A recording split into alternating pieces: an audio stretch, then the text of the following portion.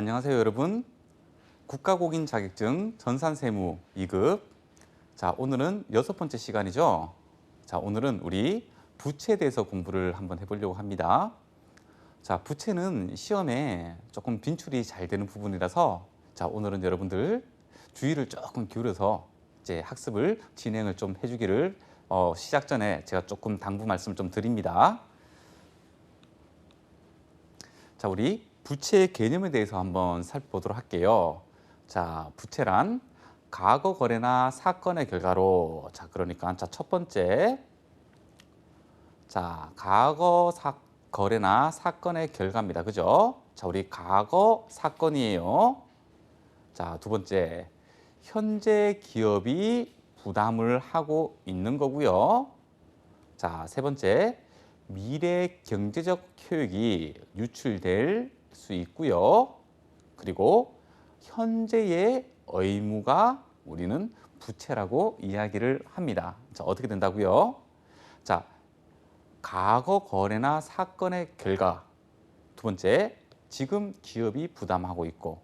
세 번째, 미래 경제적 효익이 유출될 것 같고. 네 번째, 현재 의무라는 점입니다. 그게 부채의 개념이에요.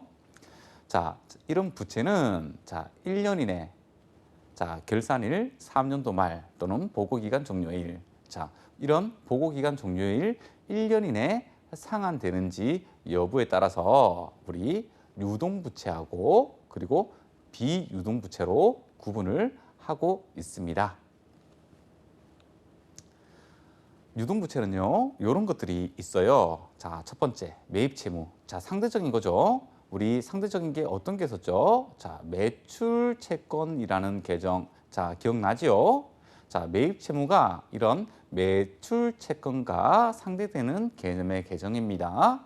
자, 쓰는 계정은요, 외상매입금, 지급어음. 자, 우리 외상매출금 대응되는 개념이 자, 받을 어음, 그죠? 대응되는 개념이 자, 요거 한꺼번에 기억하면 좋을 것 같아요. 그래서 외상 매출금 받을 어음은 우리 매출 채권이고 외상 매입금하고 지급한 어음, 지급 어음은 우리 매입 채무다. 자, 이것도 통합 표시 계정이다. 그죠?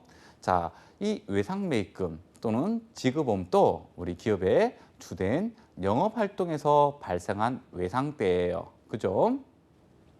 자, 그리고 단기 차입금이라는 계정이 하나 있어요. 단기 차입금은 자, 1년 이내 만기가 도래하는 차입금을 단기 차입금이라고 이야기를 하고요. 자, 미지급금. 자, 요거는 주된 영업 활동 이외에서 발생한 외상 대금인 겁니다. 그죠? 우리가 줘야 될 돈이 두 가지가 있죠. 그죠? 자, 이런 매입 채무가 하나 있고 이런 주요 활동 외에 영업활동 외에 발생하는 미지급금, 어떤 건물을 샀다, 그죠? 그때 우리 외상매입금이라는 계정을 쓰지 않거든요. 네, 영업활동 이외라고 봐서 미지급금이라는 계정을 쓰는 거죠, 그죠? 자, 그리고 미지급 비용이라는 계정이 하나 있어요. 이 미지급 비용은 나중에 우리가 결산할 때 또 쓰는 계정이기도 한데요. 자, 단기에 속하는 비용 중에서 이거를 차기에 지급할 예정인 미지급 비용이라는 계정이 있어요. 그죠? 단기에 속하는데 근데 대금 지급은 차기에 이루어지는 거예요. 자, 선수금이라는 계정도 하나 있네요. 자, 선수금은 계약금이라고 보시면 돼요. 계약금. 먼저 받은 돈. 그죠? 그래서 이런 계약금 성격으로 상품을 판매 전에 미리 받은 금액이 우리 선수금 계정이다. 이렇게 알아주시면 될 것 같습니다. 자, 선수 수익이 있어요. 자, 이것도 우리 결산할 때 등장하는 우리 계정인데요. 자, 단기에 수취했어요. 돈을 받았어요. 단기에. 그런데 단기 수익이 아니고 차기의 수익으로 계상할 것을 우리는 선수 수익이라고 이야기를 합니다. 자, 그리고 예수금이라는 계정이 하나 있어요. 예수금은 예를 들어서 우리 종업원들한테 급여를 줄 때, 자, 우리 원천세랑 그리고 4대 보험료랑, 그죠? 요거를 징수를 해야 되잖아요. 그죠? 자, 그래서 이 급여에서 원천세랑 그리고 이 4대 보험료를 차감하고 나머지 금액을 급여로 종업원들 통장으로 입금을 시켜주죠. 그죠? 자, 요거 급여로 내보내지 않고 회사가 일시적으로 가지고 있다가 다음 달에 납부를 하잖아요. 자, 이런 것들을 예수금이라고 합니다. 자, 그러니까 일시적으로 미리 받아둔 금액을 우리는 예수금이라고 이야기를 하고 있어요. 자, 부가세 예수금이 있네요. 자, 여기 있는 예수금은 넓은 범위 예수금이고 요 밑에 있는 부가세 예수금은 요거는 그 부가세와 관련된 예수금이 여기 해당되는 거예요. 딱 이건 특정해서 부르는 거죠. 자, 우리가 부가치세 세법에 따라서 납부하여야 하는 이 매출세액을 이제 부가세 예수금으로 잡는 거거든요. 자, 우리가 어떤 물건을 살 때, 자, 차변에 어떤 자산이 들어와요. 자, 이게 1,000원짜리가 들어와요. 자, 그런데 우리는 부가세 세법에 따라서 1,100원을 줘야 되거든요. 자, 이때 우리는 이 자산을 사면서 우리가 그 돈을 받을 때 이런 자산에다가 VAT까지 요렇게 그러니까 대급금 요거는 VAT 대급금이 되는데 요거 반대로 회계 처리를 하고 나면 부가세 예수금이 나오는 거예요. 그러니까 우리가 매출을 할 때 요렇게 한번 볼까요? 자, 매출이 1,000원이 발생을 했어요. 자, 그런데 현금은 1,100원을 받는 거죠. 자, 그러면 나머지는 VAT 예수금이 되는 거예요. VAT 예수금이 100원이 되는 거예요. 그 거래 상대방으로부터 1,100원을 받았지만 이 1,100원 안에는 부가세가 포함이 되어 있거든요. 그래서 우리가 요 부가세까지 받아가지고 나중에 납부를 해줘야 됩니다. 그걸 우리는 매출세액이라고 하거든요. 그때 쓰는 계정이 부가세 예수금 계정입니다. 자, 가수금이라는 계정도 있어요. 자, 이 가수금은요, 계정 과목이나 금액이 아직 확정되지 않은 우리 임시 계정이에요. 그래서 일단은 돈이 들어왔다고 하면 가수금으로 잡아놓고 왜 돈이 들어왔는지를 원인을 분석한 다음에 본 계정으로 다시 대체를 해줘야 되겠죠. 자, 미지급 세금이라는 계정도 있어요. 자, 당해 연도에 부담해야 할 세금으로서 아직 납부하지 않은 금액. 자, 우리가 12월 31일 날에 결산을 할 때 우리 법인세 비용을 인식을 해야 되거든요. 자, 이 법인세 비용은 자, 1월 1일부터 12월 31일까지 이렇게 결산을 해가지고 이익 난 금액에 대해서 법인세 비용을 계산을 한 거잖아요. 자, 그런데 이 법인세는 언제 납부한다? 맞아요. 내년 3월 31일까지 신고하고 납부하는 스케줄로 돼 있다. 그죠? 자, 그래서 이 12월 31일 날에 계산한 이 법인세 비용인 내년에 신고 납부할 거기 때문에 요거를 12월 30일 날에는 미지급 세금으로 잡아 놓는 겁니다. 자, 미지급 배당금이라는 유동부채도 있어요. 자, 배당 결의를 할 때 자, 우리 얼마씩 우리 주주들한테 현금 배당을 하자라고 한 거예요. 그런데 아직까지 지급이 되지 않았어요. 나중에 지급이 될 때 미지급 배당금을 이쪽으로 보내고 실제로 이제 그때 현금이 이렇게 빠지면 되는 겁니다. 자, 유동성 장기 부채라는 거는요. 자, 장기 차입금 그러니까 비유동 부채겠죠. 자, 비유동 부채 중에서 우리 결산일 기준으로 했을 때 1년 이내에 상환될 채무를 우리는 유동성 장기 부채라고 합니다. 자, 그래서 이 비유동 부채를 유동성 장기 부채가 유동 부채잖아요. 자, 이렇게 대체 분계를 할 때 사용하는 계정이에요. 자, 이제는 비유동 부채에 대해서 한번 알아볼까요? 자, 비유동 부채는요. 자, 똑같죠. 그죠? 우리 장기 매출 채권 뭐 이런 것처럼 자, 이런 장기 외상 매입금, 장기 지급어음 이런 것들이 있습니다. 자, 이것도 주된 영업 활동에서 발생을 한 거고요. 요거는 결산일로부터 만기가 1년 이후에 도래하는 외상 때나 또는 지급어음을 이야기를 하는 겁니다. 자, 장기 차입금, 단기 차입금하고 반대죠. 자, 결산일로부터 1년 이후에 만기가 도래하는 차입금입니다. 자, 장기 미지급금입니다. 그냥 미지급금하고 또 반대되는 개념이죠. 어떤 게 반대가 되죠? 자, 1년 이후에 도래하느냐, 1년 전에 도래하느냐, 이걸로 우리가 장기냐, 그냥 미지급금이냐 이렇게 구분을 하고 있습니다. 자, 임대보증금입니다. 임대보증금. 자, 타인에게 부동산을 임대하고 임대차 계약에 의하여 임차인에게 지급받는 보증금. 그죠? 자, 임대보증금은 우리가 임차인으로부터 수령을 한 돈이에요. 자, 그런데 그 임차인이 다시 나간다고 하면 이 임대보증금을 되돌려줘야 되겠다. 그죠? 자, 그래서 부채에 해당이 되는 거예요. 임대보증금은. 반대로 임차인 입장에서 임차보증금은 자산이 되겠죠. 그죠? 자, 사채. 자, 오늘 우리 사채에 대해서 많이 공부를 할 거예요. 그죠? 자, 사채는 우리 자금 조달하는 방법 중에 하나예요. 그때 자금을 조달하면서 발행한 채무증권을 우리는 사채라고 이야기를 합니다. 자, 그리고 퇴직급여 충당부채 뭐 이런 것들이 있습니다. 자, 요거 사채랑 퇴직급여 충당부채 우리 공부를 할 거예요.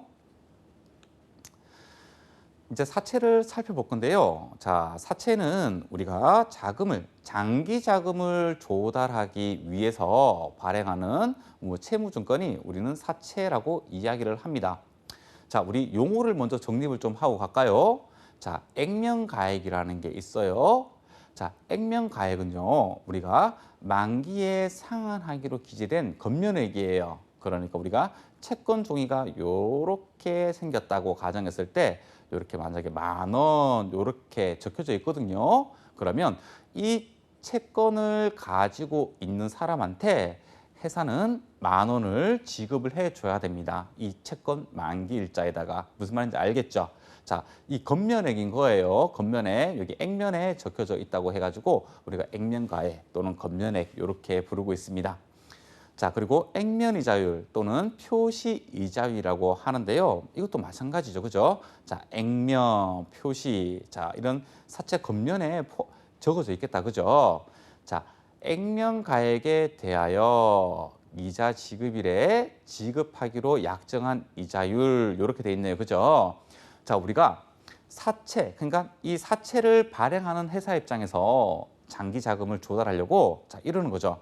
자, 이 10,000원짜리 사채를 구입을 하게 되면 우리가 매년 5%의 이자를 지급해 주겠다라고 했을 때 이 5%가 이 액면이자율 또는 표시이자율이라고 하는 거죠. 자, 또 시장이자율하고 유효이자율이라는 게 있어요. 자, 이게 동일할 때가 있고 동일하지 않을 때가 이렇게 있습니다. 어떤 거냐면 이런 시장이자율은 사채가 시장에서 거래되는 이자율을 얘기합니다. 자, 액면이자율은 최초에 발행될 때 딱 한 번 확정이 되고 나면 변동이 되지 않습니다. 하지만 시장이자율은 매일매일 변동이 되겠죠. 그죠? 왜냐하면 이 시장이자율은 이 사채를 다시 거래할 때 쓰는 이자율이기 때문에 매일매일 변동한다는 말이죠.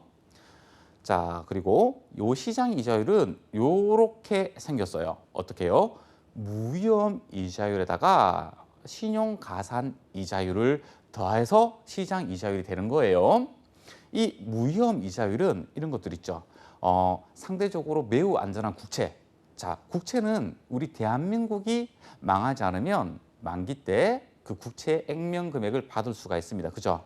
자, 이런 국채 같은 것들은 무위험 이자율이에요. 왜요? 우리 대한민국이 파산을 한다는 것은 생각을 못 해봤다. 그죠? 자, 이런 것들을 무위험 이자율이라고 하는 거예요. 위험 부담을 하지 않는 이자율. 여기에다가 이제 그 기업, 사채를 발행하는 기업의 신용도를 가산한 이자율을 얹어서 시장 이자율이 되는 거예요. 나중에 우리가 이런 시장 이자율과 액면 이자율을 비교를 해서 이게 액면 발행이냐, 할인 발행이냐, 할증 발행이냐를 따져볼 거거든요. 자, 그때 시장 이자율이 높으면 그 기업의 신용도가 매우 안 좋다는 겁니다. 그죠? 신용도가 낮을수록 신용 가산 이자율은 높아지겠다. 그죠? 자, 그리고 시장 이자율과 회사의 신용도는 반비례 관계다. 그죠? 신용도가 좋지 않으면 시장 이자율을 높게 가질 수밖에 없는 거예요. 그만큼 더 부담을 해야 되겠다. 그죠? 네.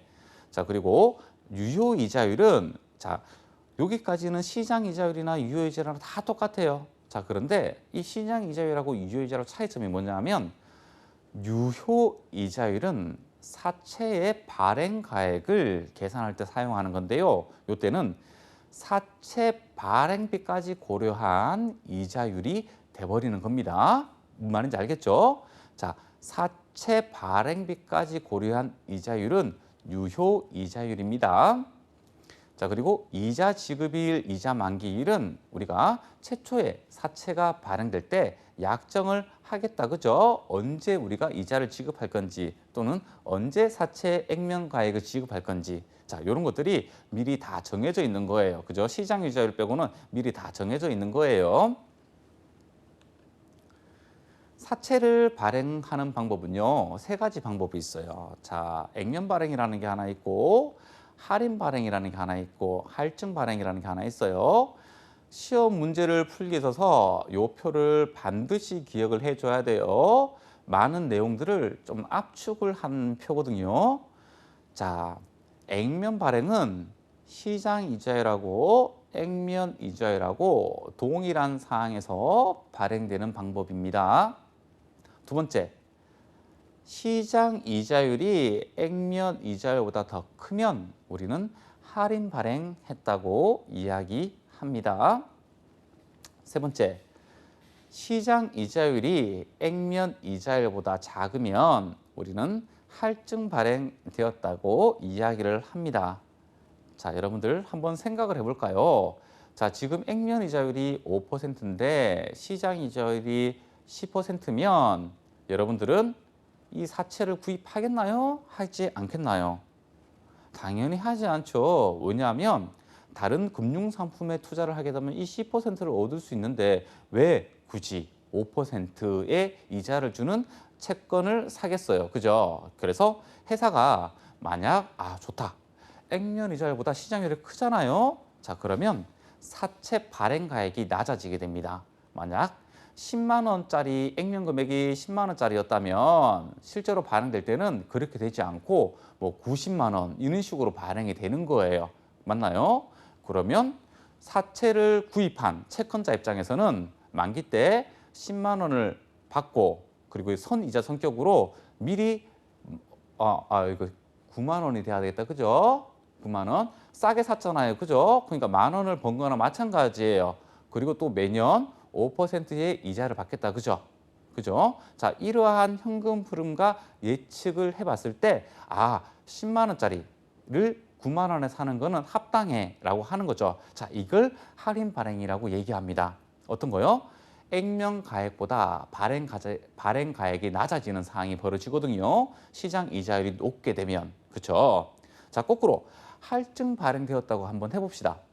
자, 그렇다면 자, 액면 이자율이 10%고 시장 이자율이 5%였다고 한번 가정을 한번 해볼까요? 그러면 어떤 일이 발생하냐면 모두 다 채권을 구입하려고 할 거예요. 왜냐하면 이 채권을 사지 않으면 나는 5% 수익밖에 안 나오는 금융상품을 구입을 해야 되거든요. 그러니까 이제 이 채권 10만 원짜리에다가 웃돈을 주고 사기 시작합니다. 웃돈을 주고.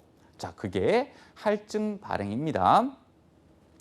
자, 액면 발행은 상가액 자체가 없는데요. 할인 발행이나 할증 발행은 이런 사채 발행 차금 상각이 발생합니다. 할인 발행되었을 때는 사채 할인 발행 차금이라고 이야기를 하고요. 할증 발행은 사채 할증 발행 차금이라고 합니다. 이게 계정 이름이에요. 나중에 회계 처리를 하면서 보여줄 거지만 자, 요거 기억을 좀 해주세요. 그래서 사할차, 사할증차 뭐 이런 식으로 얘기를 하고도 합니다. 줄여서. 자, 상가액 움직이는 거는요. 매년 증가합니다. 매년 증가. 매년 증가. 사채 장부가액은요. 할인 발행은 매년 증가하고요. 할증 발행은 매년 감소합니다. 부담해야 되는 이자 비용은요. 할인 발행은 매년 증가하고요. 할증 발행은 매년 감소합니다. 요 내용이 여러분들이 암기가 되고 이해가 돼야 되는 거예요. 뜯어서 볼게요.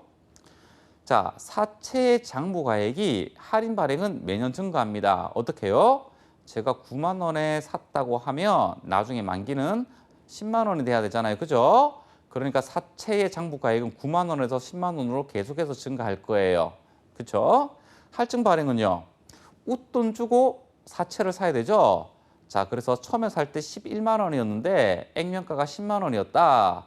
이럴 때 매년 이렇게 감소하도록 되어 있는 겁니다. 자, 그리고 우리가 사채를 발행한 회사 입장에서 한번 볼게요. 사채를 발행한 회사 입장에서는 이자 비용을 인식을 해야 되거든요. 자, 이자 비용을 인식을 할 때 우리 할인 발행은 액면 이자가 나가고요. 거기에 따라서 이 할인 차금도 가산해서 이자 비용을 잡아줘야 되는 겁니다. 할증 발행은요, 우리 액면 이자에서 할증 차금을 차감하고 이자 비용을 잡아주는 겁니다. 자, 그런데 사채 장부가액하고 이자 비용은 방향이 동일합니다. 이렇게요. 장부가액과 이자 비용은 방향이 동일합니다. 자, 그런데 여러분들이 여기 상가액이 둘 다 매년 증가를 하거든요. 잘 보세요. 우리가 이자 비용이 할증 차금이 차감되니까 매년 감소하는 거거든요. 그 감소하는 이유는 이 상가액이 자꾸 커지기 때문에 할증 차금도 자꾸 커지거든요. 그러니까 매년 이자 비용이 감소가 되는 거예요. 뭔 말인지 알겠죠? 자, 요거 언제나 상가액은 할인 발행이나 할증 발행이나 매년 증가합니다. 그래야지 9만 원에서 10만 원이 되고 11만 원에서 10만 원이 되기 때문에 그런 겁니다. 자, 여기서 요거랑 방향이 반대인 것은 회사는 이자 비용을 할증 차금을 그러니까 차감하고 이자 비용을 인식하기 때문에 그렇습니다. 자, 요거 외우고 있으면 우리 말 문제를 풀 때 굉장히 좋습니다. 자, 우리 사채 회계 처리 한번 볼까요? 자, 우리 할인 발행했을 때 한번 봐요. 할인 발행했을 때, 자, 우리 액면가액 10만 원짜리 우리 사채가 있는데 이때 시장 이자율이 액면 이자율보다 높았어요. 그래서 시장 이자율로 현재 가치 한번 해보니까 이 사채의 공정 가치는 9만 1,000원이라는 걸 알았어요. 합리적인 소비자 또는 합리적인 구매자라면 우리가 공정 가치로 사야 되겠죠. 그죠?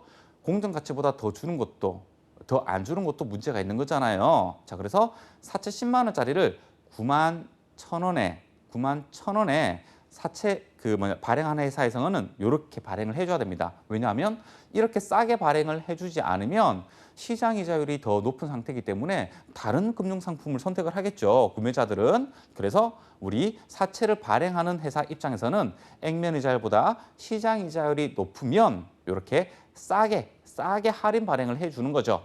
그러면서 대차가 맞지 않죠. 대차가 맞지 않는 그 차액을 사채 할인 발행 차금으로 이렇게 계상을 합니다. 자, 재무상태표에서는 이렇게 될 거예요. 사채가 이렇게 10만 원이 되고요. 그리고 사할차가 9천 원이 되어가지고 사채의 장부 금액은 9만 1,000원, 즉 발행가액이 이렇게 될 겁니다. 무슨 말인지 알겠죠? 자, 여기서 사채 발행비가 만약에 발생이 된다면 사채 발행가액에서 직접 차감하면 되는 거예요. 자, 사채 발행비가 발생했기 때문에 현금이 나가겠다, 그죠? 자, 이 현금이 나간 것을 나갔다고 표시하지 말고 여기에서 차감을 그냥 바로 해버리는 거예요. 그러면 사채 발행 차금은 또 증가를 하게 되겠죠, 그죠? 왜냐하면 현금이 줄어들 거니까 그 사할차는 증가 이렇게 하게 되겠다, 그죠? 자, 그리고 회사가 이 사채를 가지고 있는 사채권자들한테 매년 말 이자를 준다고 한번 해봐요. 액면이자. 자, 첫 번째, 이렇게 현금으로 우리 액면이자를 지급할 거예요. 그죠?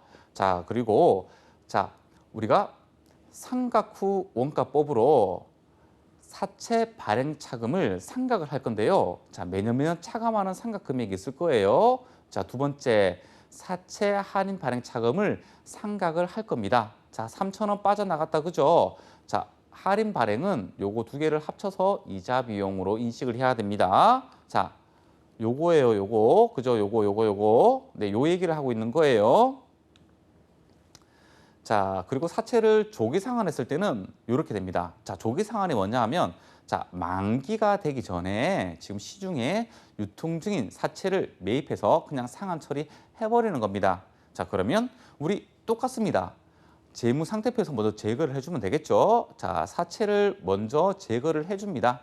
요거를 제거해주고, 그리고 사채 차감적 평가 계정인 사할차를 또 빼주겠다, 그죠? 자, 두 번째. 자, 이러면 어떻게 됩니까? 우리 사채와 관련된 계정은 전부 다 재무상태표에서 제거를 한 거예요. 자, 그리고 우리 상환 금액이 있을 거예요, 그죠? 자, 이 상환 금액은 그때의 시장 이자율로 계산한 금액으로 우리가 되겠다, 그죠? 자, 요게 주어질 겁니다. 그러면 사채 장부 가액하고 그리고 상환 금액하고 차이는 사채 상환 손익이 발생할 겁니다. 자, 그래서 이 사채 상환 손익은 언제나 상환 가액에서 장부 금액을 차감하게 되면 손익이 계산이 되는 거예요. 자, 그리고 만약에 사채가 만기가 되었다. 그렇게 되면 사채 제거해주고 현금 지급하면 끝나는 거예요. 자, 그런데 조기 상환이나 만기 시점에서는요, 요거 상각을 먼저 해주고 조기 상환 회계 처리 그리고 만기 회계 처리를 해줘야 됩니다. 그죠? 그래야지 나중에 요 사채가 마지막까지 갔을 때 사할차가 0이 되는 순간 장부 금액은 10만 원이 되어서 이렇게 빠지게 되는 구조로 되어 있거든요. 자, 요게 우리 할인 발행했을 때의 사채 회계 처리예요. 자, 두 번째, 시장 이자율이 액면 이자율보다 더 낮아요. 그러니까 사람들이 액면 이자율이 높은 사채를 만약에 선택을 많이 하겠죠. 왜냐하면 만약에 액면 이자가 10%고 시장 이자율이 5%면 당연히 액면 이자율이 높은 사채를 구입할 거잖아요. 그래서 모든 사람들이 그렇게 이자율이 높은 사채를 구입할 거기 때문에 이제 웃돈으로 거래가 되기 시작합니다. 회사도 그거를 알고 있는 거죠. 자, 회계 처리 한번 볼게요. 사채의 액면 금액이 10만 원 동일합니다. 자, 그런데 발행 가액은 어떻게 되냐면 11만 원이 돼 버립니다. 10만 원보다 더 웃돈 주고 그 사채권자는 돈 주고 샀네요. 자, 회사는 현금 11만 원이 들어오겠지요. 자, 할인 발행은 사할차가 차변에 붙었지만 할증 발행은 사채 할증 발행 차금은 여기 대변에 붙어버려요. 그죠? 자, 그래서 요거 두 개 합친 금액이 장부 금액이 사채의 장부 금액이 돼버리는 거예요. 사채 발행비가 만약에 발생했다. 자, 그러면 유입되는 현금이 줄겠죠. 왜냐하면 나가는 현금하고 상계 처리를 하니까요. 그러면 사할증차는 어떻게 돼요? 같이 감소를 하겠다. 그죠? 상각할 때 똑같습니다. 자, 대신에 요것도 오타 난 것 같네요. 자, 이거 오타 났어요. 자, 요거 수정을 좀 하도록 할게요.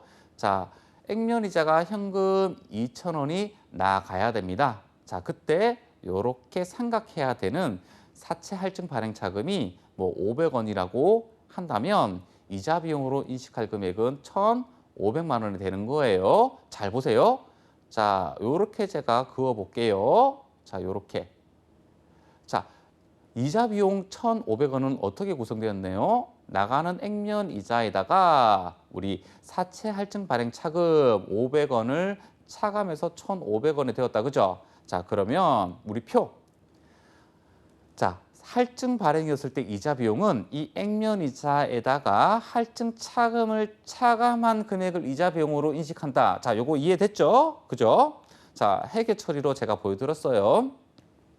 자, 할증 발행 또 조기 상환할 때가 있겠죠. 자, 그럴 때 우리 먼저 상각을 해주고 나서 장부에서 다 빼주면 되는 거예요. 자, 장부에서 사채도 빼주고 잔여 사채 할증 발행 차감이 있으면 먼저 제거를 해준 다음에 그리고 상한 금액이 정해져 있고요. 그러면 그 대차 차액이 사채 상한 손익입니다. 언제나 상한 손익은 상한 가액에서 사채 장부 금액을 차감하면 계산할 수가 있습니다. 자, 만기 때는 똑같습니다. 할인 발행이나 할증 발행이나 어차피 할인 발행이 또 9만 원이 10만 원이 되고 할증 발행은 11만 원이 10만 원이 되는 거니까요. 목적지는 액면가액인 10만 원이거든요. 그래서 사채 액면액을 제거를 해주고 현금으로 지급을 해주면 되는 것들입니다.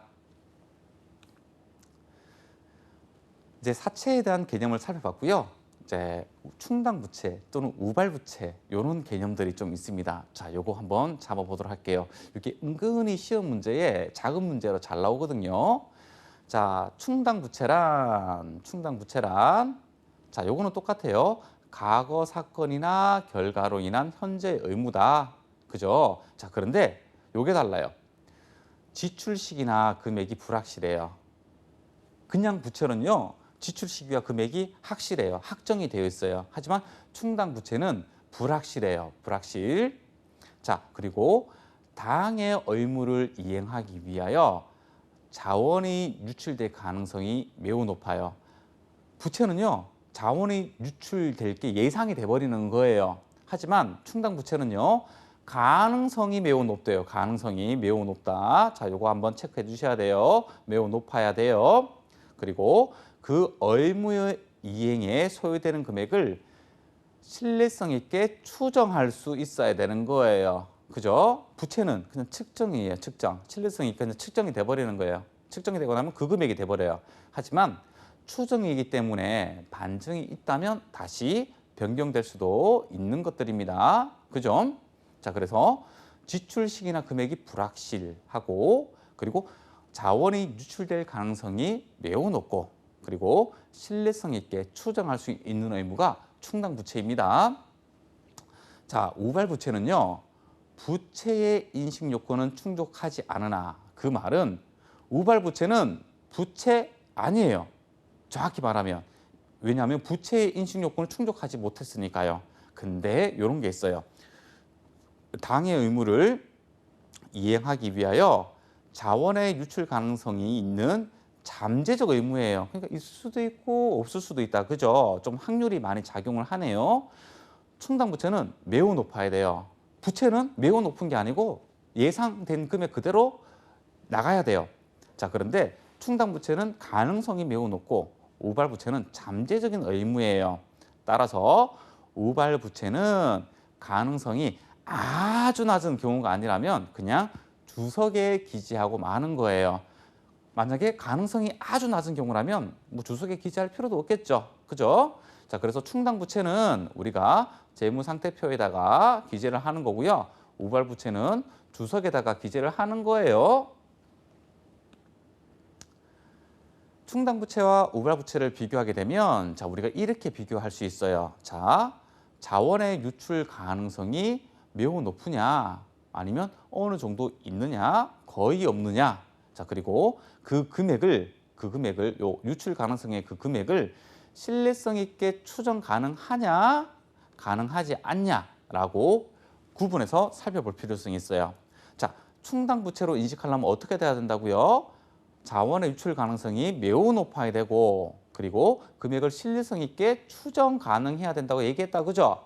자, 이 두 개 중에 가능성이 매우 높지도 않고 그리고 금액에 대한 신뢰성을 합리적으로 추정할 수도 없다면 우발부채로 해야 됩니다. 아셨죠? 하지만 자원의 유출 가능성이 거의 없으면 그냥 공시하지도 않습니다. 자, 충당부채는 어떻게 돼야 된다고요? 자원의 유출 가능성이 매우 높아야 되고 그리고 금액을 신뢰성 있게 추정 가능해야 됩니다. 그래야 충당부채로 인식할 수가 있어요. 자, 충당부채는 이렇게 측정을 하는 겁니다. 어떻게 해요? 자, 명목금액하고 현재 가치의 차이가 중요한 경우에는 자, 현재 가치로 평가를 해도 되네요. 그죠? 아, 요 문장 하나 기억할게요. 자, 그리고 보고 기간 말 현재 재선의 추정치로 측정을 해야 되는 겁니다. 무슨 말인지 알겠죠? 자, 증감 조정은요.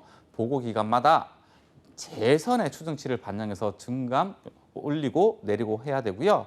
그리고 이 충당부채는 언제 어떻게 사용해야 하냐면 최초에 인식할 때 의도한 목적과 용도로만 사용해야 된다는 겁니다. 자, 우리가 뭐 퇴직급여, 뭐 충당부채 뭐 이런 것들이 있거든요. 그러면 그거는 퇴직금 지급하는 데 사용해야 되는 거지. 뭐 다른 뭐 반품 충당부채라든가 이런 데 사용하면 안 된다. 그죠? 자, 최초 인식 시점에서 어떻게 사용할 거라고 의도된 목적에 따라서 이 충당부채를 사용을 해야 된다는 점 기억을 좀 해주세요.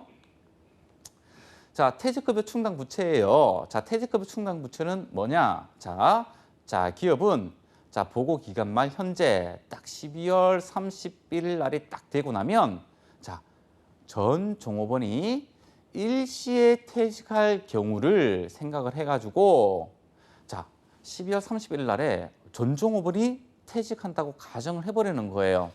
그때 전 종업원이 퇴직을 하게 된다면 회사는 얼마의 퇴직금을 지급해야 되는가라는 금액을 부채로 인식을 해버리는 겁니다. 뭔 말인지 알겠죠?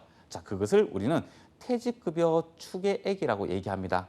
자, 12월 31일 날에 우리 회사 전 종원이 퇴직을 지금 당장 하게 된다면 얼마만큼의 퇴직금이 나갈 것인가? 라고 계산한 금액이 우리는 퇴직급여 추계액이라고 합니다. 굉장히 합리적이죠. 그죠?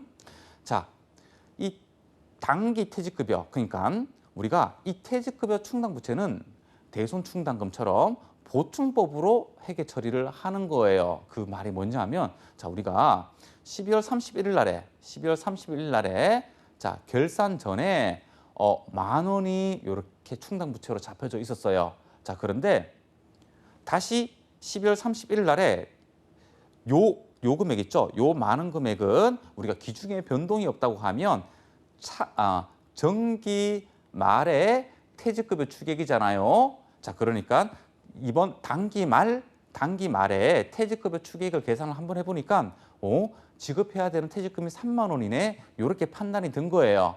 자, 그런데 지금 10,000원이 있죠? 10,000원. 그죠? 그러니까 30,000원이 되려면 20,000원만 더 추가적으로 잡으면 되겠다. 그죠? 자, 20,000원을 잡을 때 어떻게 하느냐? 퇴직급여 충당부채에 20,000원을 올려주고요. 자, 그러면 10,000원이 있는 상태에서 20,000원이 가산되니까 30,000원이 되겠다. 그죠? 자, 그러면서 이 반대 계정은 이때 비용 처리하도록 되어 있는 거예요. 자, 우리 대손충당금하고 방법 똑같다. 그죠? 대손충당금도 자, 차변에 대손상각비, 차변에 대손상각비, 대변에 대손충당금 이렇게 잡았잖아요. 그죠? 자, 이 단기 퇴직급여 어떻게 잡느냐? 자, 이게 공식인데요. 자, 이미 다 얘기해 줬어요. 자, 여기 앞에 있는 퇴직급여 추계액은 단기 말에 추산을 한 거고요. 요 뒤에 있는 거는요. 자, 정기 말에 우리 추계액으로 계산한 금액에다가 단기에 변동된 것들 있죠. 그거 한 잔액을 얘기하는 거예요. 자, 그래서 정기 말 퇴직급여 충당부채에서 단기 말 기준 변동이 있던 것들을 가감하고 나면 결산 전에 퇴직급여 충당부채 금액이 만들어지겠죠.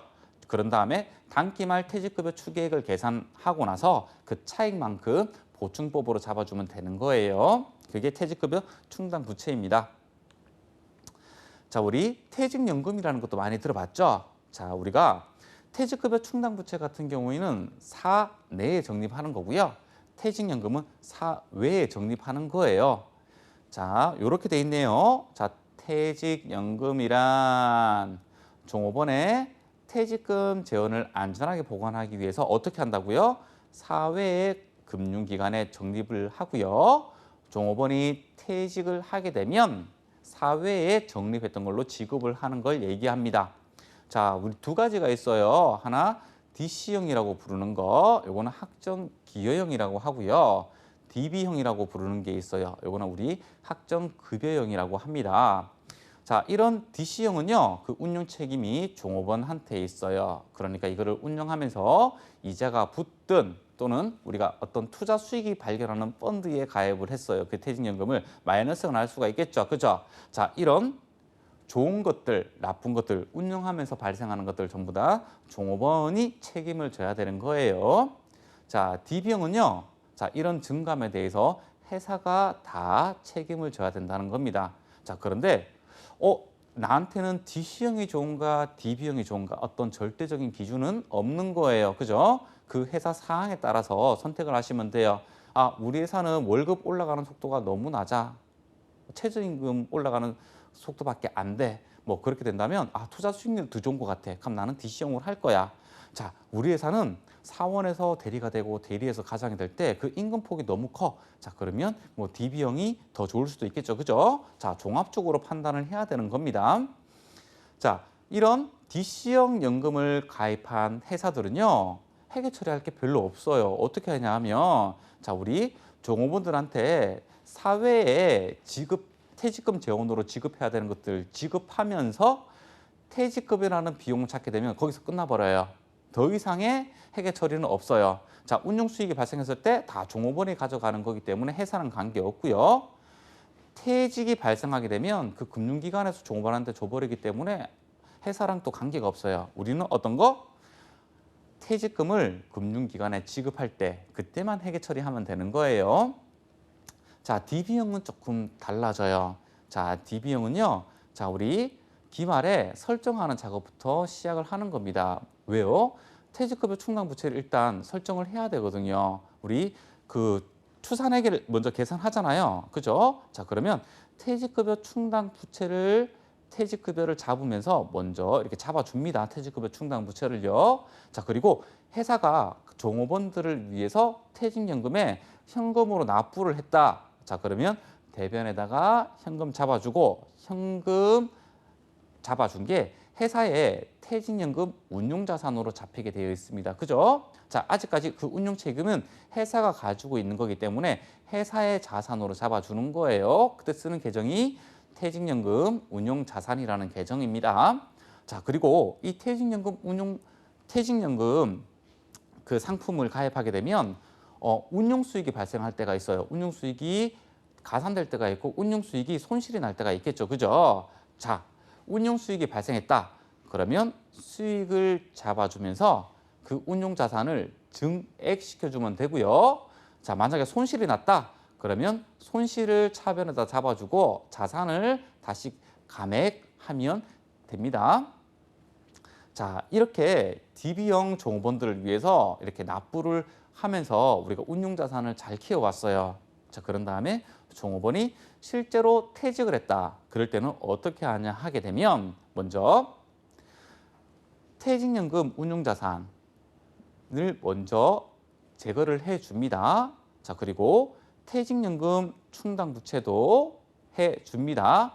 자, 그런데 퇴직연금 운용자산을 제거를 했는데도 불구하고 퇴직금이 좀 더 모자란다. 자, 그럼 현금을 줘야 되겠죠. 그죠? 현금으로 회사가 더 납부를 해야 되거든요. 퇴직금을 더 줘야 되거든요. 자, 그때 이 퇴직급여 충당부채를 초과하는 이 운용자산과 현금 초과액은 그때 퇴직급여로 비용 처리를 하면 되는 겁니다. 자, 우리 대손상각비 잘 생각을 해보세요. 대손이 발생했을 때 대손 발생 금액이 대손 충당금보다 더 크다면 그 대손 충당금 초과 금액은 대손상각비 우리 잡아줬잖아요. 그죠? 자, 동일한 거예요. 동일한 거. 그죠? 자, 이렇게까지 우리 사채랑 그리고 그 퇴직연금 그 우리 충당부채랑 그리고 우발부채 이런 것도 살펴봤잖아요. 우리 관련된 문제 몇 개만 우리 살펴보고 그 생각을 조금 구조화 좀 시켜볼까요? 자, 1번 문제네요. 자, 1번 사채에 대한 설명으로 틀린 것은 자, 사채 발행 비용은 사채의 발행 가액에서 차감한다. 자, 제가 얘기해 준 것 중에서 있는 것 같나요? 자, 생각을 한번 해봅시다. 유효이자율법 적용 시 사채 할증 발행 차금 상가액은 매년 증가한다. 자, 요 표현 어디서 들어봤죠?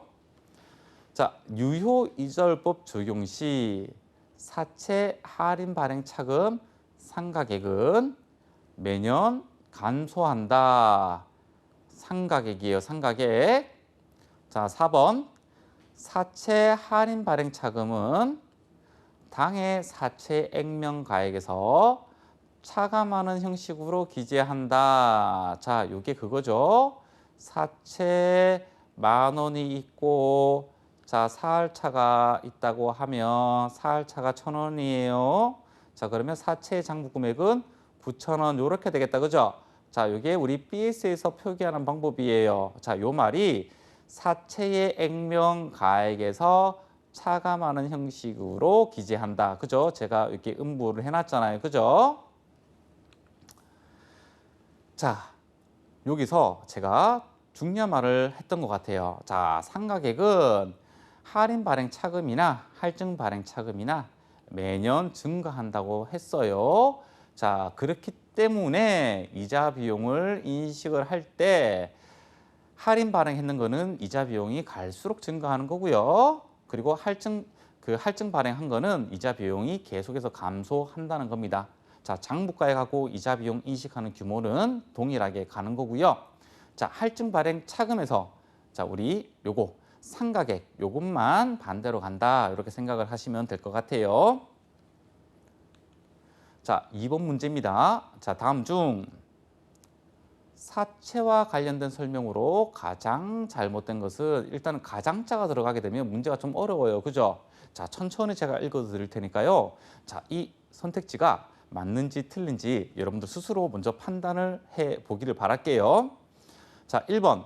사채 발행 가액은 사채의 미래 현금 흐름을 발행 당시에 해당 사채의 시장 이자율, 유효 이자율로 할인한 가치인 현재 가치로 결정된다. 자, 요 문구요. 자, 두 번째. 자, 사채가 할인 또는 할증 발행되어도 자, 매년 인식하는 이자 비용은 동일하다. 뭐 가장자가 들어갔다고 해가지고 이렇게 큰 어려움이 있는 문제는 아니었던 것 같은데요. 자, 3번. 자, 사채의 액면 이자율이 시장 이자율보다 낮은 경우에는 자, 할인 발행된다. 자, 잘 보세요. 자, 할인 발행된다, 할증 발행된다라고 했을 때 이렇게 비교를 하면 나중에 헷갈리지 않아요? 자, 지금 액면 이자율이 시장 이자율보다 낮다고 했죠.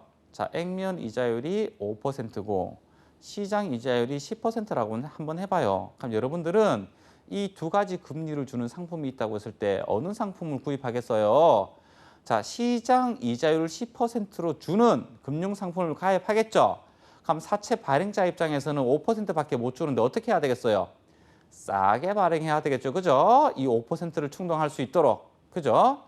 제가 답을 말한 건 아니고 3번이 맞다는 것을 이야기를 해줘 버렸네요. 자, 3번은 맞는 표현이고요. 자, 4번. 사채 발행 차금은 유효이자율법에 따라서 상각이나 환입되도록 되어 있다. 자, 이렇게네요. 자, 우리 답을 한번 찾아볼까요? 자, 답은 2번이에요. 2번. 자, 분명히 제가 앞전에 표에서 이렇게 얘기했던 것 같아요.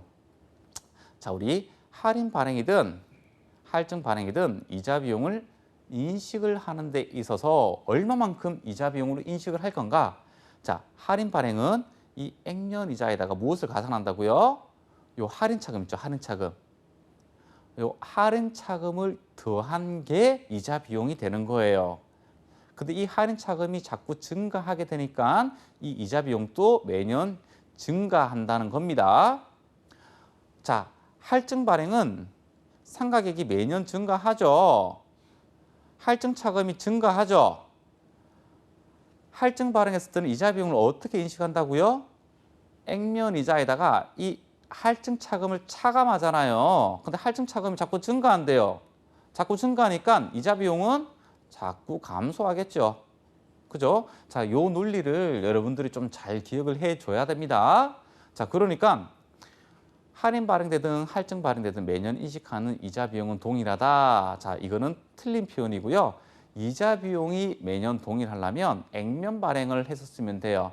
액면 발행을 했었으면 이런 할인 차금, 할증 차금이 안 생기잖아요. 그죠? 그러면 액면 이자가 곧 이자 비용이 되니까 2번은 액면 발행했을 때의 문구가 되겠네요. 자, 그리고 요 1번 문구 있죠? 제가 여러분들한테 압축 강의를 하다 보니까 현재 가치에 대해서 이야기를 하지 않았어요. 자, 이 문제를 통해서 여러분들한테 현재 가치에 대해서 좀 얘기를 해주려고 합니다. 자, 사채 발행가액. 이 사채 발행가액은 회사한테 유입되는 현금이죠. 그죠? 자, 사채 발행가액은 사채의 미래 현금 흐름을 발행 당시, 자, 그러니까 만약에 이게 3년 만기라고 한번 해볼게요. 3년 만기. 자, 그러면 우리 요렇게. 자, 1년, 2년, 3년이고 요때가 만기거든요.